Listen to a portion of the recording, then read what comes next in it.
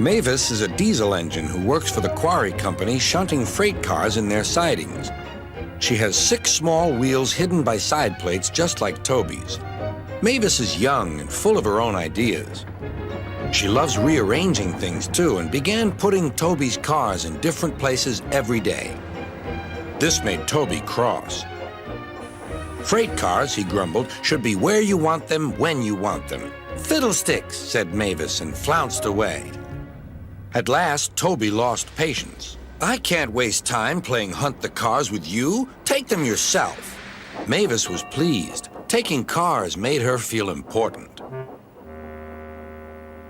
At the station, Diesel oiled up to her. Toby's an old fusspot, she complained. Diesel sensed trouble and was delighted. Toby says only steam engines can manage freight cars, continued Mavis. How absurd, squirmed Diesel. Depend upon it, Mavis. Anything steam engines can do, we diesels can do better. Diesel knew nothing about cars, but Mavis didn't realize this. Toby's line crosses the main road behind the station and for a short way follows a farm lane. Frosty weather makes the muddy lane rock hard and very slippery. Toby stops before reaching the lane. His fireman halts the traffic at the crossing, and then he sets off again. By using the heavy cars to push him along, he has no trouble with the frosty rails in the lane and across the road. It is the only safe thing to do in this kind of weather. Toby warned Mavis and told her just what to do. I can manage, thank you, she replied. I'm not an old fusspot like you. The freight cars were tired of being pushed around by Mavis. It's slippery, they whispered. Let's push her around instead. On, they yelled. Mavis took no notice. Instead, she brought the cars carefully down the lane and stopped at the level crossing. All traffic halted.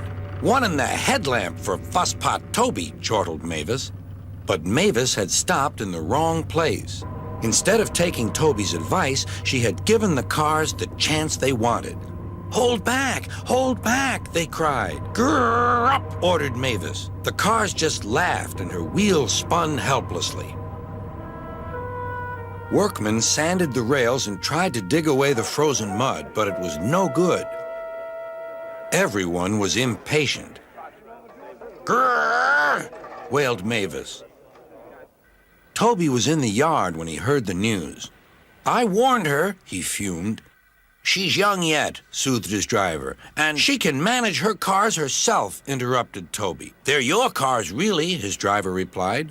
Mavis is supposed to stay at the quarry. If Sir Topham Hatt finds out... Yes, said Toby thoughtfully. He and his driver agreed that it would be best to help Mavis after all.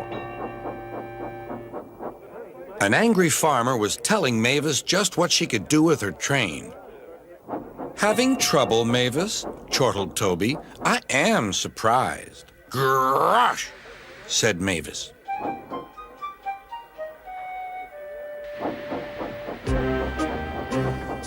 With much puffing and wheel slip, Toby pushed Mavis and the freight cars back. The hard work made his fire burn fiercely, and his firemen spread hot cinders to melt the frozen mud.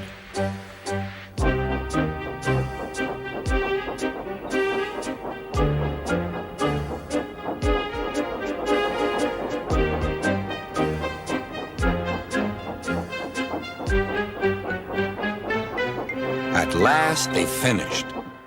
Goodbye, called Toby. You'll manage now, I expect. Mavis didn't answer. She took the cars to the sheds and scuttled home to the quarry as quickly as she could.